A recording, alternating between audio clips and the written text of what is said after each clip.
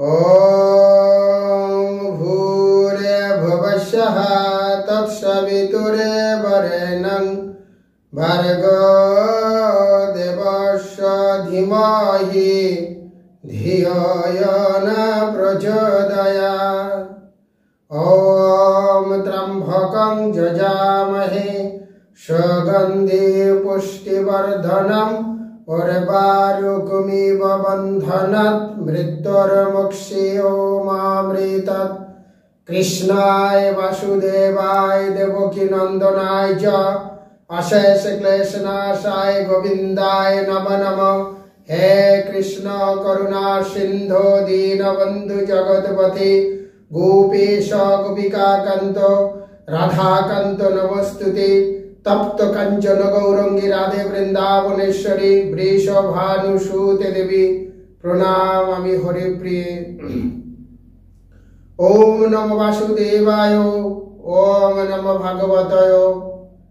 भागवत सनातन हिंदू धर्मेर अमल ग्रंथ 18টি पुराणेर मध्य भागवत महापुराण 18,000 श्लोक 335টি अध्याय। এটি সংস্কৃত ভাষায় ভগবানের স্বার্থরূপ কৃষ্ণ দ্বৈপায়ন দিয়ে গেছেন এই কলিহত জীব উদ্ধার করার জন্য। তাই সমস্ত সনাতন ভাইদের উদ্দেশ্যে বলছি, এত সহজ পন্থা পবিত্র দেহ শুদ্ধ মনে ভাগবত শ্রবণ করে কোটি জন্মের পাপ থেকে মুক্তি হয়ে গোলকধামে ফিরে যায়। তাই আপনাদের সবার কাছে অনুরোধ, আপনারা ভাগবত শ্রবণ করুন এবং কৃষ্ণ ভাবনায় উন্মুক্ত হয়ে আপনারা গোলকধামে ফিরে যান। হরে কৃষ্ণ, রাধে রাধে। আমি আজ ভাগবতের 10ম স্কন্ধের প্রথম ভাগ প্রথম অধ্যায় আলোচনা করছি। এটি শ্রীকৃষ্ণের আবির্ভাব।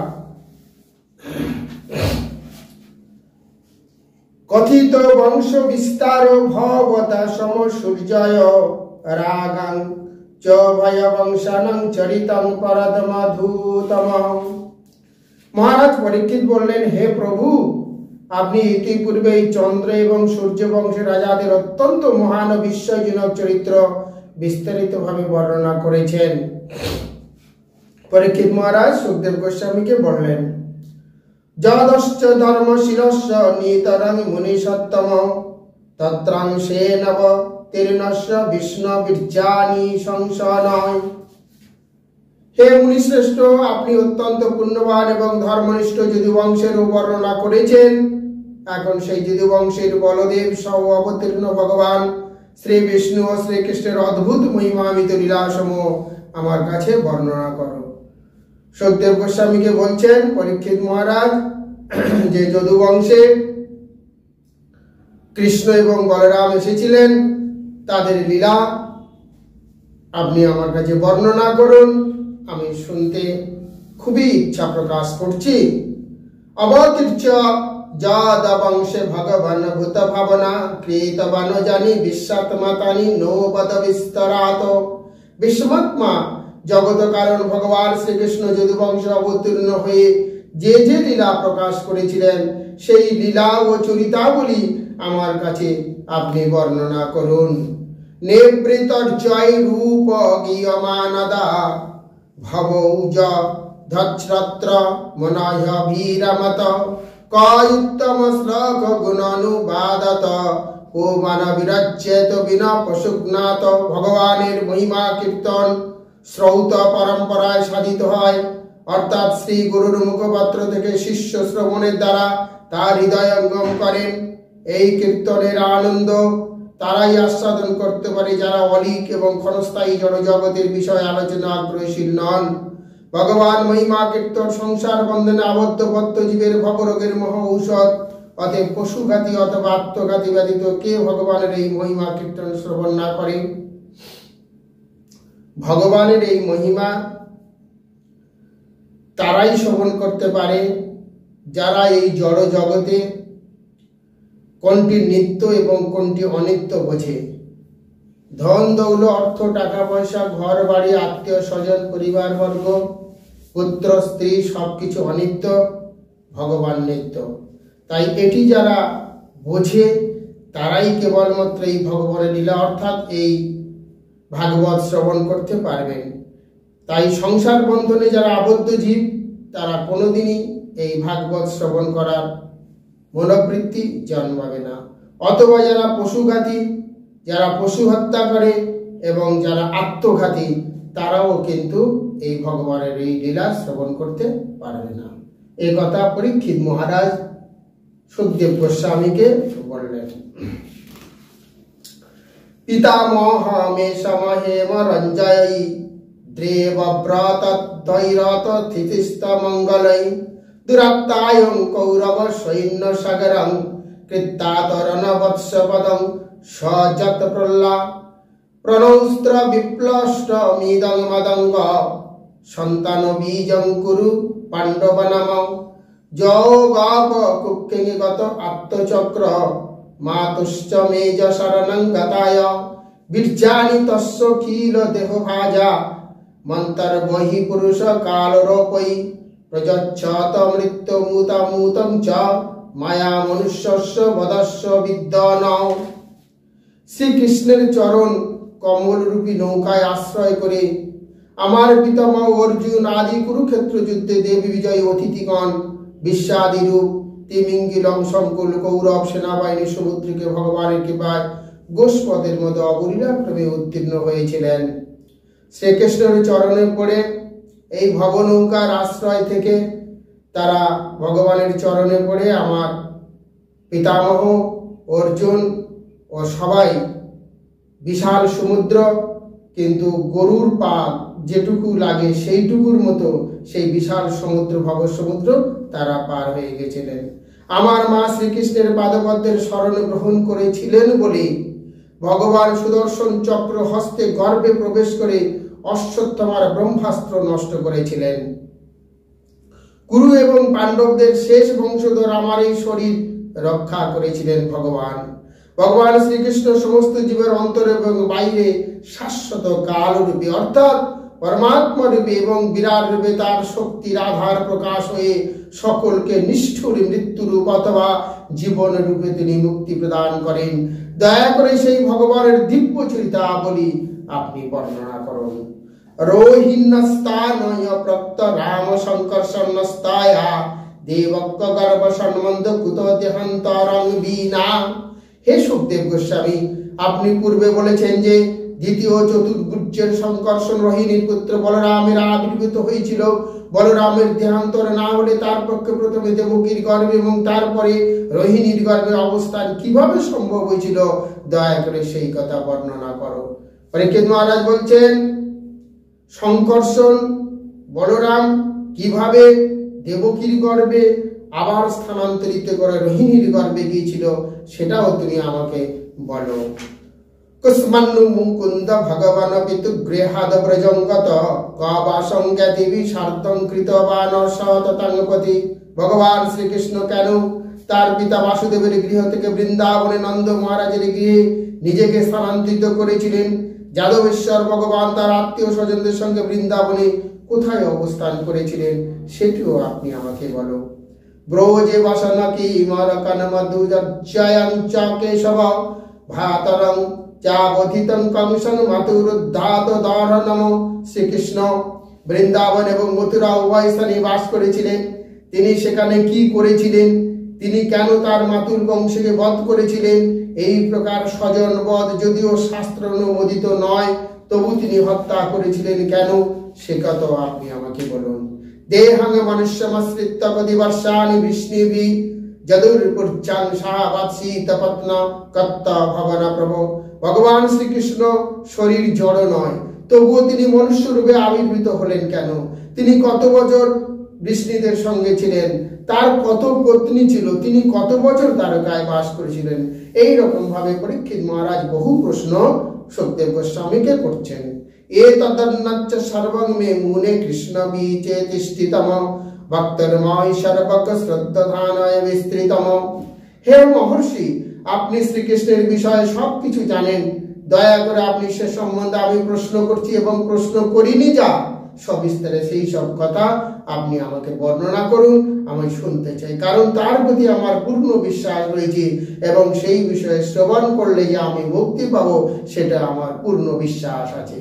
নৈষাতি দুঃসায় কুন্মাং তক্তা দামপি বাধতে পিবন্তং তন্মুখন্ত জাজুতং হরিকথামৃতম। আমার মৃত্যু আসন্ন জেনে আমি প্রয়াপবসনের প্রতিজ্ঞা করে জলপান পর্যন্ত ত্যাগ করেছি, তবু আপনার মুখপদ্ম নিঃসৃত কৃষ্ণ লীলামৃত পান করার ফলে অত্যন্ত অসহনীয় ক্ষুধা তৃষ্ণা আমার কোনো বিঘ্ন উৎপাদন করছে না। এবং নিঃসম ভৃগনন্দন সাধুবাদং বৈশায়কি সভগনদ বিষ্ণুরাতম প্রতর্য কৃষ্ণ চরিতং খলি কালময়গ্ন বারুত্তমারত ভগবত প্রধান। শিল সুখদেব গোস্বামী বলেন, হে ভৃগুনন্দন, পরম পূজ্য মহাভাগবত বাসানন্দশীল সুখদেব গোস্বামী পরীক্ষিত মহারাজকে সাধু প্রশ্ন বলে গভীর শ্রদ্ধা সহকারে রাজাকে ধন্যবাদ জানালেন। তারপর তিনি কালী কলুষ নাশিনী কৃষ্ণ লীলা বর্ণনা করতে শুরু করলেন। সুখদেব গোস্বামী সমস্ত প্রশ্নের উত্তর দিচ্ছেন। সম্যগ্য বাসিত বুদ্ধিস্তত রাজর্ষি সত্তম বাসুদেব কথায়ন্ত যচ্চত নষ্ট কিরতি। শিল সুখদেব গোস্বামী বলে, হে রাজর্ষি শ্রেষ্ঠ, যেহেতু আপনি শ্রী বাসুদেবের কথায় অত্যন্ত আকৃষ্ট হয়েছেন, তাই নিশ্চিত ভাবে আপনার বুদ্ধি আধ্যাত্মিক জ্ঞানে স্থির হয়েছে, যা মানব জীবনের চরম লক্ষ্য। যেহেতু এই আকর্ষণ অপ্রতিহত, তাই তা নিশ্চিত রূপে পরম মঙ্গলজনক। বাসুদেবে কথা প্রশ্ন পুরুষাং স্ত্রীন পুনতিহি ভক্তারং প্রচ্ছমং শ্রোতং স্তত পদ সলিলং যাথা। ভগবান শ্রীকৃষ্ণের পাদোদ্ভূত গঙ্গা যেমন ত্রিভুবনকে পবিত্র করে, তেমনি বাসুদেবের শ্রীকৃষ্ণের লীলা এবং চরিত্র বিষয়ক প্রশ্ন, বক্তা, প্রশ্নকর্তা, শ্রোতা, এই তিন প্রকার ব্যক্তিকে পবিত্র করে। ভূমির আক্রান্তা ভুরি ভরেন ব্রহ্মাণং শরণং যজৌ। মাতা বসুন্ধরা গর্বিত রাজবেশধারী দৈত্যের অসংখ্য সৈন্যের ভারে ভারাক্রান্ত হয়ে ব্রহ্মার শরণাপন্ন হয়েছিলেন। তাহলে মাতা বসুন্ধরা তিনি অসংখ্য হত্যার ভয়ে, অসংখ্য হত্যার ভারে ভারাক্রান্ত হয়ে তিনি ব্রহ্মার শরণাগত হয়েছিলেন। গৌরভক্ত শ্রাবতী খিন্না ক্রন্দন্তি করুণাং বিভো উপস্থিতাস্তি তস্मै বাসনাং সমবচত। মাতা বসুন্ধরা গৌরূপ ধারণ করে কাতর স্বরে ক্রন্দন করতে করতে তিনি ব্রহ্মার সম্মুখে উপস্থিত হয়ে তাকে পৃথিবীর দুর্ভাগ্যের কথা জানালেন। ব্রহ্মা তদুপদার্যাত স দেবন্তয় সহা জগম সত্যনায় নন্তি ক্ষীর পয়নিদ। তারপর মাতা ধরিত্রীর দুঃখের কথা শ্রবণ করে ব্রহ্মা ও অন্যান্য দেবগণ সহ মাতার ধরিত্রীকে নিয়ে ক্ষুর সমুদ্রের তীরে গেলেন, যেখানে ভগবান চিরসায়িত আছেন। তত্র গত্ত জগন্নাথং দেবদেবং বৃষকবীম পুরুষং পুরুষৎসুক্তেন উপত্যস্তে সমাহিত। দেবতারা ক্ষীর সমুদ্রের তীরে উপস্থিত হয়ে সমগ্র জগতের নাথ, দেব সকলের পালনকর্তা এবং দুঃখ নিবারক ক্ষীরদশায়ী বিষ্ণুকে সমাহিত চিত্তে পুরুষোক্ত মন্ত্রের দ্বারা উপাসনা করলেন। তাহলে ব্রহ্মা সেই ক্ষীর সমুদ্রে যেখানে নারায়ণ শুয়ে আছেন তার শরণাগত হয়ে তিনি ধ্যানে বসলেন। গীরং সমাদৌ গগন সীমরিতাং নিঃসমবেদাস্ত্রী দাসানুবাচ গাং পৌরসিং মে শ্রেণীতাবনং পুনঃ বিধিয়াতমাস তথাইব মাচিরম। ব্রহ্মা সমাধিমগ্ন অবস্থায় আকাশে ধ্বনিত ভগবান শ্রী বিষ্ণুর বাণী শ্রবণ করলেন। ধ্যানত অবস্থায় ব্রহ্মা আকাশে ভগবানের ঐশী বাণী শ্রবণ করলেন। হে দেবতাগণ, তোমরা আমার কাছে থেকে পরম পুরুষ ক্ষীরোদকাশী বিষ্ণুর বাণী শ্রবণ করো এবং অবিলম্বে তা সম্পদ করতে যত্নবান হও। এইভাবে আকাশবাণী হলো। কি বললেন? পুরাইবা পুংসাবধৃত ধরাজয় ভবেদরং শীর্জয় দোষ প্রজন্নতাম সজবদুর্বা ভরমীশ্বরেশ্বর সকাল সপ্ত কপয়শ্বরদ গুরি। ব্রহ্মা দেবতাদের বললেন, আমরা নিবেদন করার পূর্বেই ভগবান এই পৃথিবীতে কষ্ট অবগত ছিলেন। এই পৃথিবী যে ভারাক্রান্ত, এই পৃথিবী যে রক্তময় হয়ে উঠেছে, এটি ভগবান জানতেন। তাই ভগবান যতদিন তার কাল ও শক্তি দ্বারা পৃথিবীর ভার হরণ করার জন্য পৃথিবীতে তিনি বিচরণ করবেন, ততদিন তোমরা তার পুত্র যদুবংশ অবতীর্ণ হও।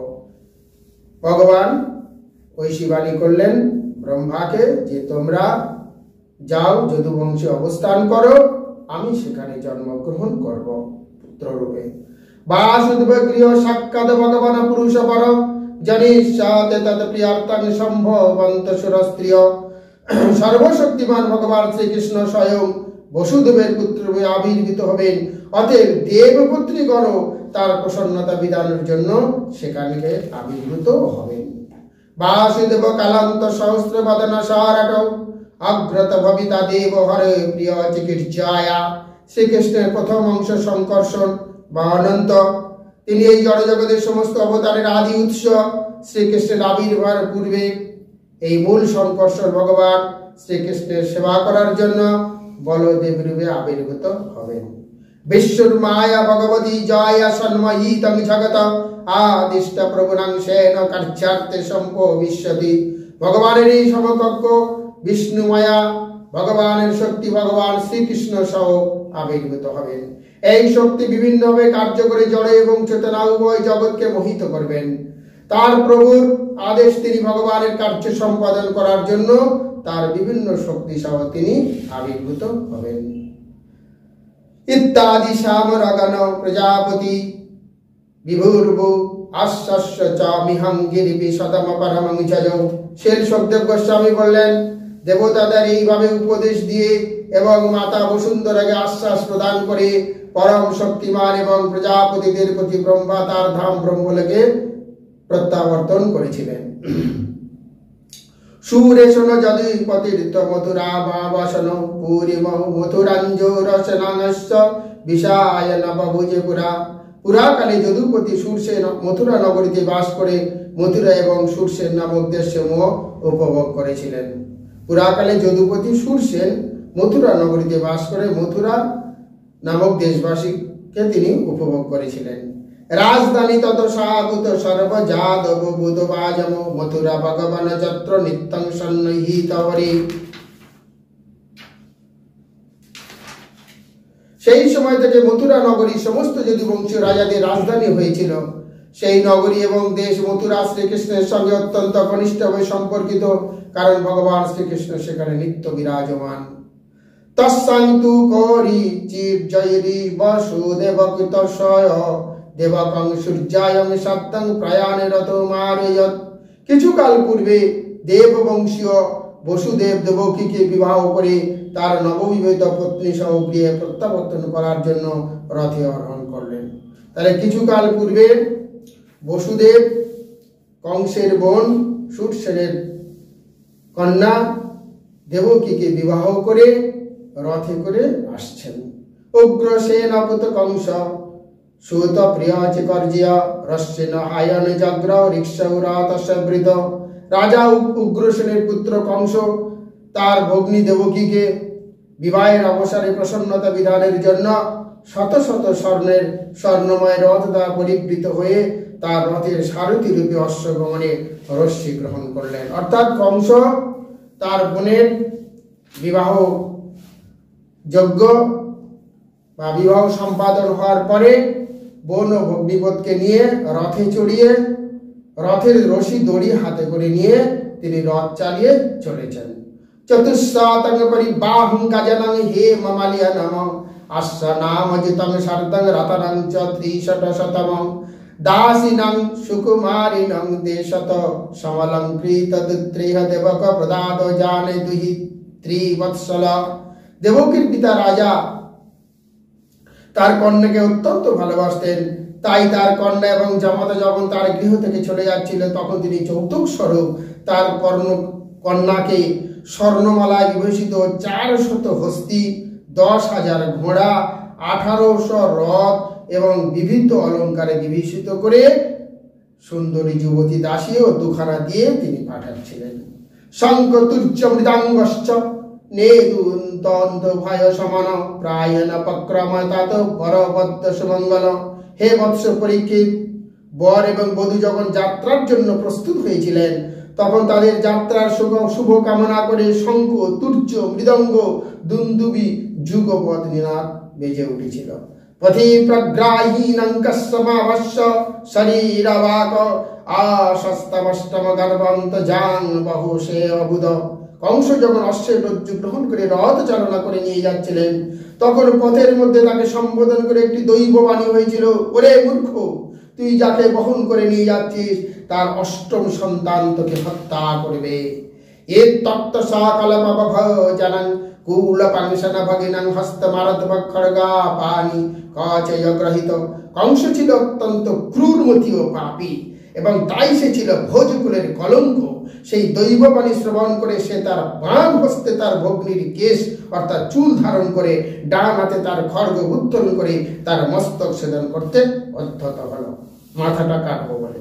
কংস এতই নিষ্ঠুর, নির্লজ্জ, ক্রূর ছিল যে সে ভগ্নি হত্যার নিন্দিত কর্ম করতে উদ্যত হয়েছিল।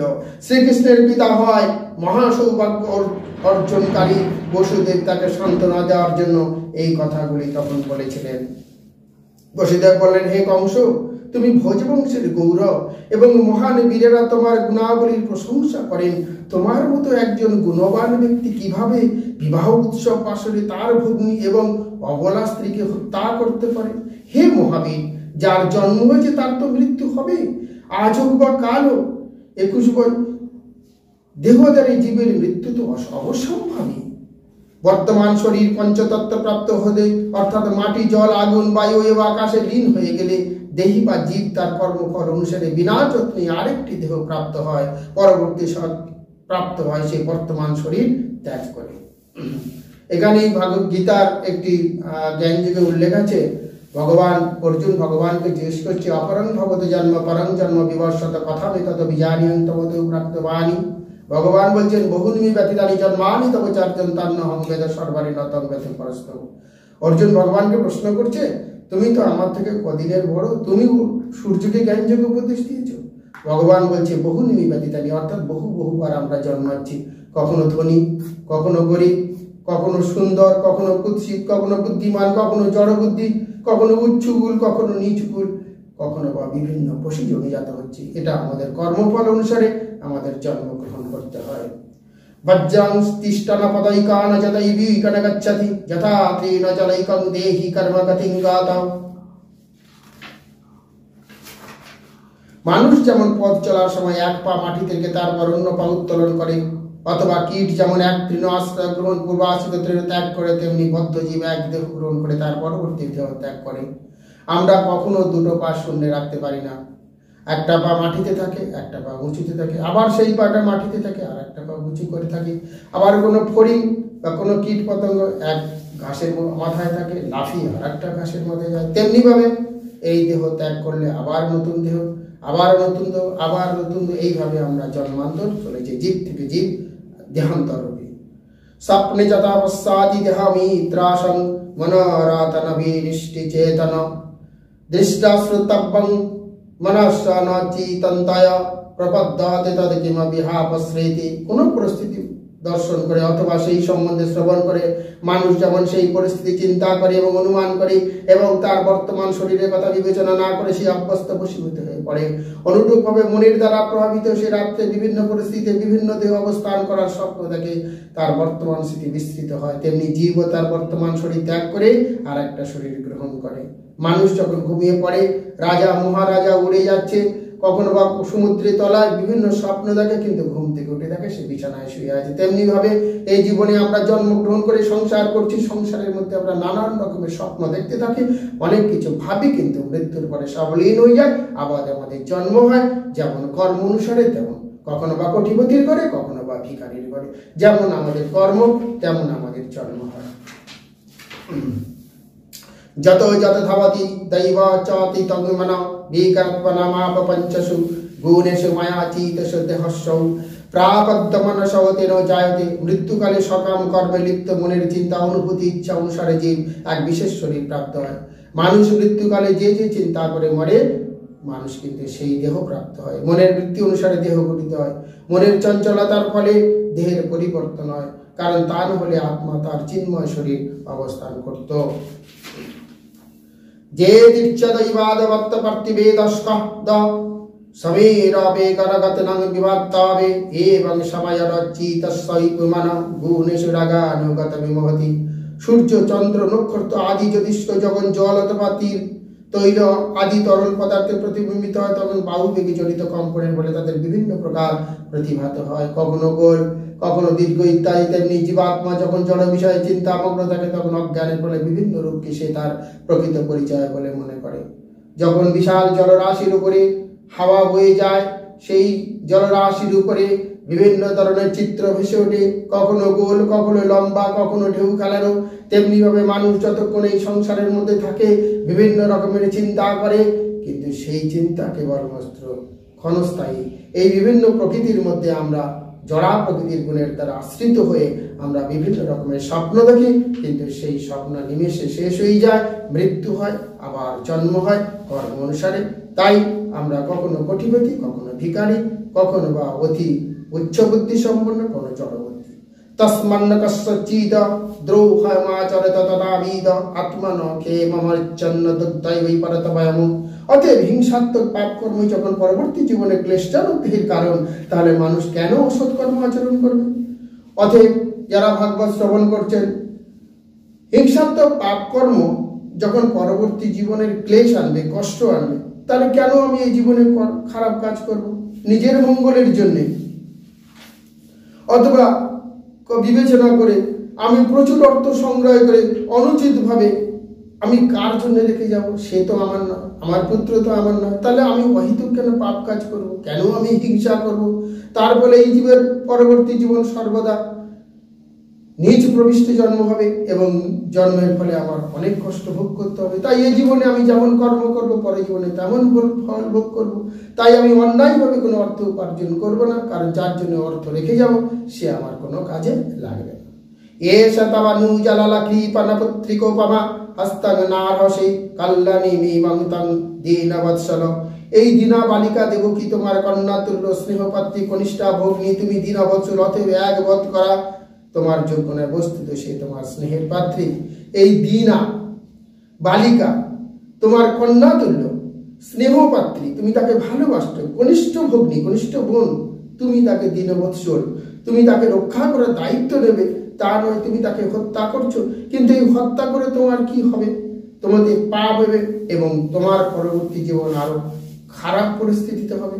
এ বংশ শ্যাম বীরভদৈবর বর্তমান হইতি দারুণা নবর্তত কৌরব পুরুষাদানপরিত। শিল সুখদেব গোস্বামী বলেন, হে কুরুকুল শ্রেষ্ঠ, কংস ছিল অত্যন্ত নিঃশংস রাক্ষসদের অনুবর্তী। তাই বসুদেবের সৎ উপদেশের দ্বারা তাকে শান্ত করা যায়নি, অথবা ভয় প্রদর্শন করানো যায়নি।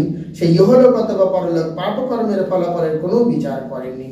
বসুদেব যখন দেখলেন যে কংস তার ভগ্নী দেবকীকে হত্যা করতে বদ্ধপরিকর, তখন তিনি অত্যন্ত গভীরভাবে চিন্তা করে কংসকে নিরন্তর করার আরো একটি উপায় স্থির করলেন, নিরস্ত করার একটি উপায় স্থির করলেন। কি করলেন? বুদ্ধিমান মানুষের কর্তব্য যতক্ষণ পর্যন্ত বুদ্ধি এবং বল রয়েছে, ততক্ষণ পর্যন্ত মৃত্যু থেকে পরিত্রাণ লাভের চেষ্টা করে। এটি প্রতিটি দেহধারী ব্যক্তির কর্তব্য। এইভাবে চেষ্টা করা সত্ত্বেও যদি মৃত্যুকে এড়ানো না যায়, তাহলে তার কোনো অপরাধ হয় না। বসুদেব বিবেচনা করেছিলেন, মৃত্যুরূপ কংসকে আমার সবকটি পুত্র দান করে আমি দেবগির প্রাণ রক্ষা করতে পারি। তিনি ভাবলেন, বসুদেব ভাবলেন, যদি আমাদের যতগুলো সন্তান হবে, যদি আমরা কংসের হাতে তুলে দিই, তাহলে নিশ্চয়ই দেবকীর প্রাণ রক্ষা হবে। তৎক্ষণাৎ তিনি বললেন, আমার পুত্রের জন্মের পূর্বে যদি কংসের মৃত্যু হয়, অথবা আমার পুত্রের হাতে তার মৃত্যু হবে বলে বিধাতা যখন ব্যবস্থা করেছে, তখন নিশ্চয়ই আমার পুত্রদের মধ্যে কোনো এক পুত্র তাকে হত্যা করবে। অতএব আপাতত আমি তার কাছে প্রতিজ্ঞা করি, যাতে করে দেবগির প্রাণ বাঁচানো যায়। আমার পুত্রদের আমি তাকে দান করব, তাহলে কংস আশ্বস্ত হবে। এই বলে তখন কংসের বললেন যে আমার ভয়ের কোনো কারণ নেই, আমার সমস্ত পুত্র জন্মাবার সঙ্গে সঙ্গে তোমার হাতে তুলে দেব।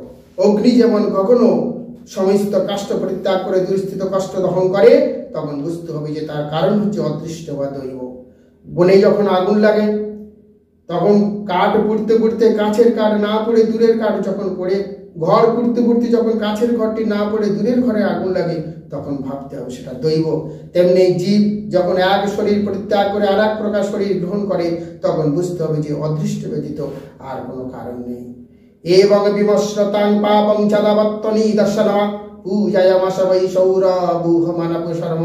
বসুদেব তার জ্ঞান অনুসারে এইভাবে বিবেচনা করে পাপাত্মা কংসকে বহু সম্মান প্রদর্শন পূর্বক তার কাছে এই প্রস্তাব রেখেছিল। বসুদেবের মন তার পত্নীর এই বিপদের উৎকণ্ঠা পূর্ণ ছিল, কিন্তু নিষ্ঠুর নির্লজ্জ পাপী কংসকে প্রসন্ন করার জন্য বাহ্যে হাসতে হাসতে এই কথাগুলো বলেছিলেন। বসুদেব বললেন, হে সৌম্য, তুমি দৈববাণী থেকে শ্রবণ করেছো, তাতে তোমার ভগ্নী দেবকী থেকে তোমার ভয়ের কোনো কারণ নেই। তোমার মৃত্যুর কারণ তোমার বোন নয়, তোমার মৃত্যুর কারণ তার পুত্ররা। তাই দেবকীর পুত্র জন্ম হওয়ার মাত্রই আমি তোমার হাতে তুলে দেবো। শীর্ষক দেবগোস্বাই বলেন, কংস বসুদেবের যুক্তিতে সম্মত হয়েছিল এবং বাসুদেবের কথায় পূর্ণরূপে বিশ্বাস করে ভগ্নীবধ থেকে নিবৃত্ত হয়েছিল। বসুদেব কংসের প্রতি প্রসন্ন হয়ে এবং তাকে আরো প্রশংসা করে তার গৃহে প্রবেশ করেছিল। তাহলে এই কথা শুনে কংস সম্মতি দিয়ে তাদের দুজনকে বাড়িতে ফিরিয়ে নিয়ে গেল। অথ কাল উপাপ্রীত দেবকী সর্বদেবতা পুত্রানো প্রসূযোষে চষ্ট কন্যা চৈবানুভূত শরম। তারপর সমস্ত দেবতা ভগবানের মাতা দেবকী যথাসময়ে একটি সন্তান প্রসব করেছিল। এইভাবে তিনি প্রতি বৎসর একের পর এক 8টি পুত্র এবং সুভদ্রা নামে একটি কন্যা প্রসব করেছিলেন, যে সুভদ্রা অর্জুন বিয়ে করেছিলেন। কীর্তিমন্তং প্রথম মাজা কংসায়ন কন্দুন্দুবি অর্পয় মাস কৃচ্ছন্ন সনিতাদ তি বিহল।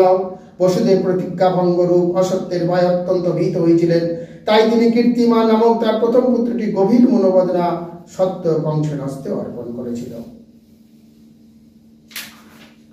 সত্যনিষ্ঠ সাধুদের কাছে কোনো কার্য দুঃসাহ, যারা ভগবানকে একমাত্র বাস্তব বস্তু বলে মনে জানেন, তাদের আবার কোনো বিষয়ের অপেক্ষা আছে? যাদের স্বভাব নিন্দিত তারা নিন্দা করবে, আর যারা ভগবান শ্রীকৃষ্ণের চরণে সর্বদা আত্মসমর্পণ করেছে তারা কি না পরিত্যাগ করতে পারে? হে মহারাজ পরীক্ষিত, কংস যখন দেখল যে বসুদেব সত্য নিষ্ঠাপূর্বক সমত্ব প্রাপ্ত হয়ে তার হস্তে তার পুত্রটিকে সমর্পণ করেছে, তখন সে অত্যন্ত প্রসন্ন হয়েছিল এবং হাসির মুখে সে এই কথাগুলি বলেছিলেন। হে বসুদেব, তোমার এই শিশুটিকে নিয়ে তুমি ঘরে ফিরে যাও। তোমার প্রথম পুত্র থেকে আমার কোনো ভয় নেই। তোমার এবং দেবকীর অষ্টম পুত্র দ্বারা আমার মৃত্যু নির্দিষ্ট হয়েছে। তথেপি সুতমাদায় যা যা নবাকাদন্দবি নাভ্যানন্দ তদ্দা কস্যতয় বীজতত্মন। বসুদেব তাই হোক বলে তার শিশু সন্তানটিকে নিয়ে গৃহে ফিরে গিয়েছিল, কিন্তু কংস যেহেতু ছিল চরিত্রহীন ও অজিতেন্দ্রিয়, তাই বসুদেব জানতেন যে কংসের বাক্য বিশ্বাস স্থাপন করা যায় না। হে ভরত কুলপতি মহারাজ পরীক্ষিত, নন্দ মহারাজ আদি গোপগণ, সেই সমস্ত গোপেদের পত্নীগণ, বসুদেব প্রমুখ বৃষ্ণি বংশীগণের দেবকী প্রভৃতি যদুকুলে লাল অনুগণ, নন্দ মহারাজ বসুদেবের জ্ঞাতি বন্ধু সুহৃদগণ, এমনকি বাহ্য দৃষ্টিতে যারা ছিলেন কংসের অনুগত জন, তারা সকলেই ছিলেন দেবতা তুল্য। এক সময় ভক্তপ্রবর নারদ কংসের কাছে গিয়ে বলেছিল কিভাবে পৃথিবীর ভারস্বরূপ দৈত্যরা নিহত হবে। তার ফলে কংস অত্যন্ত ভীত হয়ে ও সংশয়াচ্ছন্ন হয়েছিল। একবার ভগবানের প্রিয় নারদমণি তার শিষ্য কংসের কাছে গিয়ে বলেছিল যে পৃথিবী যে ভারাক্রান্ত হয়ে উঠেছে, এই পৃথিবীকে ধ্বংস করার জন্য, এই পৃথিবীর অসুরদের ধ্বংস করার জন্য ভগবান স্বয়ং এই পৃথিবীতে আসছেন। দেবর্ষি নারদ চলে যাওয়ার পর কংস সমস্ত যাদবদের দেবতা এবং দেবকী গর্ভসম্ভূত সন্তানদের তার মৃত্যুর কারণ বিষ্ণু বলে মনে করে দেবকী এবং বসুদেবকে বন্দী করে শৃঙ্খলাবদ্ধ করেছিলেন। বিষ্ণু তাকে হত্যা করবেন সেই ভবিষ্যৎবাণী শুনে কংস দেবকীর প্রতিটি পুত্রকে বিষ্ণু বলে মনে করে তাদের একের পর এক হত্যা করেছিলেন। মাতরং পিতরং ভাতৃণ সর্বনশ্চ সুহৃদস্তাতা গ্লান্তি হাস্যতু উপলব্ধ রাজনা প্রায়শ বুড়ি। এই পৃথিবীতে রাজারা প্রায়ই ইন্দ্রিয় সুখভোগের লোভে নির্বিচারে তাদের শত্রুদের হত্যা করত। তারা তাদের খেয়াল খুশি মধ্যে যে কোনো ব্যক্তিকে হত্যা করতে পারত, এমনকি তাদের মাতা পিতা ও ভ্রাতা ও বন্ধুদের হত্যা করত। আত্মনামীয় সঞ্চতং জানদ প্রক বিষ্ণয় হতম মহাসুরং কালে নেমি যদুবিষ বারুদ্ধত। পূর্বজন্মে কংস ছিল কালনেমী নামক এক মহা অসুর এবং বিষ্ণু তাকে সংহার করেছিলেন। নারদ মুনির কাছে সেই কথা জানতে পেরে কংস যাদবদের সঙ্গে বিরুদ্ধাচরণ করতে শুরু করেছিলেন। উগ্রসেনং চ পিতরং যদু ভোজান্তকাধিপাম স্বয়ং নিগৃহ্য বাহুজ সুরসেনন মহাবল। উগ্রসেনের অত্যন্ত বলবান পুত্র কংস যদু ভোজ এবং অন্ধকদের অধিপতি এবং নিজ পিতা উগ্রসেনকে কারাগারে নিক্ষেপ করে সুরসেন নামক দেশসমূহ অধিকার করেছিল। মথুরা সুরসেন রাজ্যের অন্তর্গত ছিল। হরে কৃষ্ণ, রাধে রাধে। সমস্ত হিন্দু সনাতন ভাই খুব সহজভাবে এই কলিহত থেকে উদ্ধার হওয়া যায়। পবিত্র দেহ শুদ্ধ মনে ভাগবত শ্রবণ করুন। ভগবানের স্বার্থরূপ কৃষ্ণদ্বৈপায়ন ব্যাসদেব যে সংস্কৃত ভাষা তুলে ধরেছেন সেটি কানে শ্রবণ করুন। তার বাংলা অর্থ আমি আপনাদের কাছে তুলে ধরছি, আপনারা শ্রবণ করে বহু জন্মের পাপ থেকে মুক্তি হয়ে সবাই মিলে গোলকধামে ফিরে যায়। হরি বল, রাধে রাধে।